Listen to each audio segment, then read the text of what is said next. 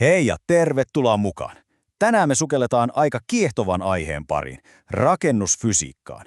Se on vähän niin kuin se näkymätön voima, joka määrittää, miltä sun kodissa tai missä tahansa rakennuksessa oikeasti tuntuu. Se on avain mukavuuteen, kestävyyteen ja, mikä tärkeintä, meidän terveyteen.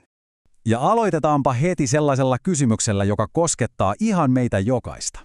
Ootko sä ikinä miettinyt, miksi yhdessä talossa on joten niin kevyt ja helppo hengittää, ja toisessa ilma tuntuu heti ovelta tunkkaiselta ja raskaalta? Eli mikä ihme tekee rakennuksesta terveen tai pahimmillaan jopa sairaan?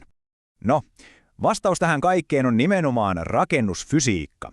Ja ei, tämä ei ole mitään mystistä salatiedettä, vaikka se saattaa siltä kuulostaakin. Pohjimmiltaan kyse on ihan fysiikan lakien soveltamisesta niin, että ne rakennukset toimii meidän parhaaksi eikä meitä vastaan. Tässä jaksossa me käydään läpi koko homman ydin. Eli aloitetaan 5 peruspilarista, sukelletaan sitten lämmön, kosteuden ja ilmavirtojen maailmaan, tutkitaan äänenhallintaa ja lopuksi katsotaan, miten kaikki tämä voidaan todentaa mittaamalla. Tämä on muuten tosi tiivis paketti, eli sopii ihan täydellisesti vaikka tenttiin kertaamiseen. No niin, eiköhän aloiteta. Eli nämä 5 juttua, lämpö, kosteus, ilmavirrat, akustiikka ja mittaukset, ne on vähän niin kuin talon perusta. Jos yksikin niistä pettää, niin koko rakennuksen terveys ja toimivuus on vaarassa. Okei, aloitetaan lämmöstä. Me kaikki tiedetään, miltä lämpö tuntuu, mutta rakennusfysiikassa pointti on sen liikkeen hallitsemisessa. Miten me pidetään se lämpö sisällä talvella ja toisaalta ulkona kesällä. Ja tämän homman tähkein työkalu on U-arvo, eli lämmön läpäisyyskerroin. Ihan yksinkertaisesti sanottuna se kertoo, kuinka hyvin joku seinä tai katto pitää lämmön sisällä. Ja tässä pätee sääntö, mitä pienempi U-arvo on, sitä vähemmän lämpöä karkaa. Se on yksi ihan keskeisimpiä lukuja koko rakennussuunnittelussa. Mutta kuten aina, teoria on teoriaa ja käytäntö on käytäntöä. Siksi meidän pitää puhua korjatusta U-arvosta, eli UC:stä. Tämä kaava lisää siihen alkuperäiseen arvoon tämän pienen, mutta supertärkeän delta U. Ja se ottaa huomioon just nämä niin sanotut kylmäsillat. Katsokaa vaikka tätä metallikiinnitettä, sehän johtaa lämpöä suoraan eristeen läpi kuin mikäkin moottoritie. Ilman tätä korjausta meidän laskelmat olisi aika vaarallisen optimistisia. Ja sitten siirrytäänpä aiheeseen, joka aiheuttaa ehkä eniten päänvaivaa rakentamisessa, kosteus ja ilmavirrat. Nämä on just niitä näkymättömiä voimia, jotka voi joko pitää rakennuksen terveenä tai tuhota sen ihan salakavalasti sisältäpäin. Okei, otetaan tähän alkuun ihan virallinen määritelmä, koska se on tärkeää. Kosteusvaurio, se ei siis ole mikään pieni kosmettinen läikkä seinässä. Se on tilanne, jossa materiaali on saanut niin paljon siipensä, että sen ominaisuudet on muuttunut pysyvästi ja se on pakko korjata. Siinä vaiheessa vahinko on jo kapahtunut.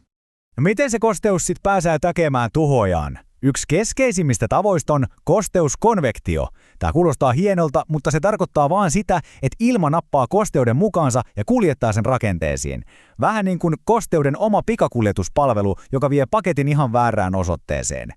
Ja tämä kaavio näyttää ihan täydellisesti, miten tämä toimii käytännössä. Kattokaa alhaalta. Kosteus nousee maasta, tuo numero 1, suoraan perustuksiin. Tämä on kapillari-ilmiö, ihan samalla lailla kuin vesi imeytyy sokerinpalaan. Sitten se haihtuu rakenteen sisäpinnalle, kohta 2, ja lopputulos nähdäänkin sitten kohdassa 3, pinnat alkaa vaurioitua. Ja tässä me nähdään se lopputulos. Teoriasta siirrytään karuun todellisuuteen. Se edellisen dian siisti kaavio nähtääkin oikeasti tältä.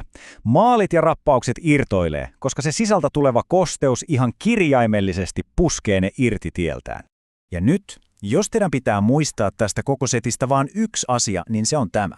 Ihan oikeasti. Tässä taulukossa verrataan kosteuden siirtymistapoja.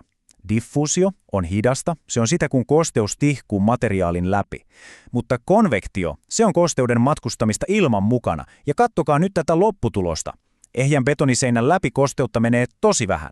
Mutta sitten otetaan pieni, vain 0,5 millin halkeama, ja sen kautta virtaava ilma kuljettaa erittäin korkean määrän kosteutta. Siis yksi ainoa pieni halkeama on isompi riski kuin koko muu seinä yhteensä. Tämä on se juttu. Eli mikä se olennainen pointti tässä on? Se on se, että rakennuksen ilmatiiviys ei ole mikään energiasäästön hifistelyjuttu. Se on ihan ehdoton ja ensisijainen puolustuskeino kosteusvaurioita vastaan. Hallitsematon ilmavuoto on käytännössä avoin kutsu kosteudelle saapua rakenteisiin. No niin, siirrytäänpä sitten aiheeseen, jonka me kaikki kuulemme, tai toivottavasti emme kuule, akustiikkaa. koska hyvä rakennusfysiikka on myös sitä, että tiloissa on rauhallista ja miellyttävää olla. Joo, akustiikassa puhutaan yleensä 2 eri äänityypistä. Ensimmäinen on ilmaääni. Se on just sitä, mitä nimikin sanoo. Puhetta, musiikkia, telkkaria, joka kulkee ilman kautta.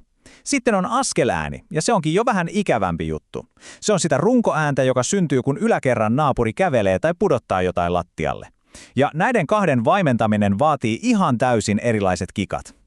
Eli kun puhutaan ilmaäänen eristyksestä, niin tarkoitetaan just sitä, miten hyvin seinä tai lattia pystyy blokkaamaan sen ilman kautta tulevan äänen. Hyvä seinä ei siis ole pelkästään näkösuojaa, vaan myös kuulosuojaa. Ja tämä on muuten tosi mielenkiintoinen juttu. Akustiikka ei ole pelkästään desibelien laskemista. Tämä kaavio näyttää sen, miten joku ihan fyysinen ääni muuttuu meidän päässä subjektiiviseksi häiriöksi. Ja siihen vaikuttaa kaikki. Meidän asenne, se mitä me odotetaan kuulevamme, jopa se, onko meillä hyvä vai huono päivä. Ihan sama ääni voi toiselle olla rauhoittavaa taustahälyä ja toiselle ihan sietämättömän meteliä. Okei, viimeinen pilari, mutta todellakaan ei vähäisin. Mittaukset. Koska miten me voidaan tietää, että kaikki nämä hienot teoriat lämmöstä, kosteudesta ja äänestä toimii myös käytännössä? No, ei mitenkään, ellei me mitata sitä. Ja ammattilaisilla on onneksi kunnon työkalupakki tätä varten. Kosteutta voidaan mitata ihan rakenteen sisältä poraamalla pieni reikä. Lämpökamera taas on ihan armoton, se paljastaa kaikki piilevät kylmäsillat ja ilmavuodot. Ja sitten on vielä datalokkerit, jotka voidaan jättää paikalleen vaikka viikoiksi seuraamaan tilannetta. Ja tähän liittyy yksi ihan ehdoton sääntö. Mittaus on vaan niin luotettava kuin sen tekijä ja sen laite. Siksi ammattilaitteet pitää kalibroida säännöllisesti. Jos kalibrointi on pielessä, ne mittaustulokset on käytännössä pelkkää arvailua, ei faktaa.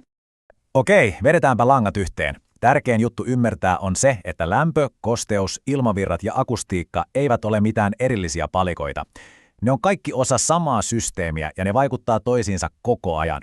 Esimerkiksi just se huono ilmatiivius. Se ei pelkästään hukkaa lämpöä ja tuhlaa energiaa, vaan se on se sama reitti, jota pitkin kosteus pääsee rakenteisiin ja melu tulee sisään.